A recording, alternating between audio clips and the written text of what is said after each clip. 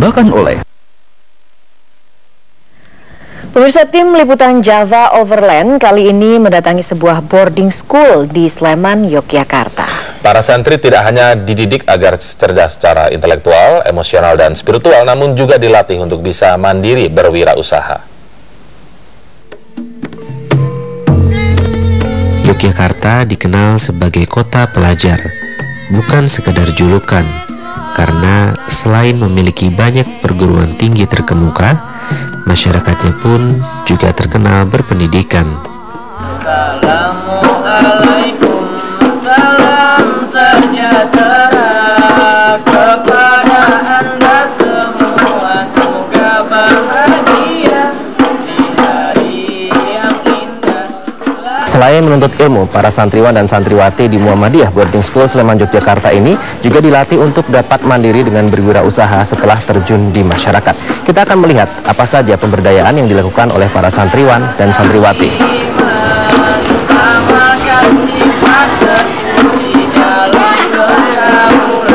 Di Muhammadiyah Boarding School Sleman, Yogyakarta, pembelajaran pemberdayaan ekonomi dilakukan dengan sistem dari santri untuk santri.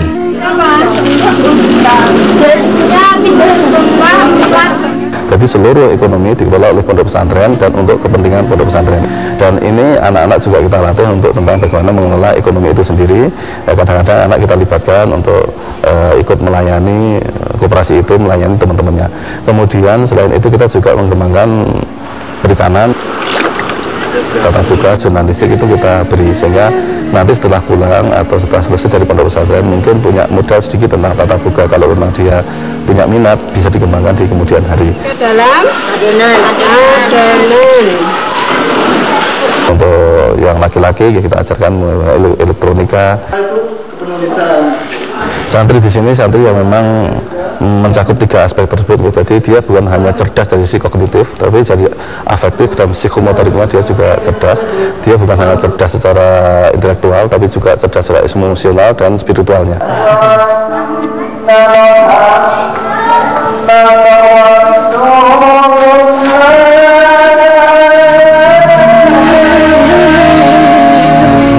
Masalah keseimbangan keagamaan itu betul-betul kita tanamkan. Kejujuran itu menjadi satu tolak ukur kita. Selain pemberdayaan diri, santri juga dituntut untuk dapat memberdayakan masyarakat. Kita mengadakan ABAS, yaitu amal bakti santri, yang ini santri kita terjunkan di daerah-daerah terpencil, daerah-daerah orang-orang yang di situ rumahnya miskin-miskin, kemudian kita titipkan per orang, yang per rumah itu 5 orang, 6 orang, kemudian dia ikut aktif dengan tuan rumah. Satu lagi pelajaran berharga yang saya maknai dan rasakan, menjadi seorang santri yang beriman dan mandiri membutuhkan tekad dan komitmen yang kuat, namun tetap berlandaskan kejujuran untuk meraih hasil yang diinginkan. Mereka kita sebabkan menjadi kader dakwah, ya. Jadi mau jadi profesional apapun profesinya harus menegakkan dakwah itu sendiri.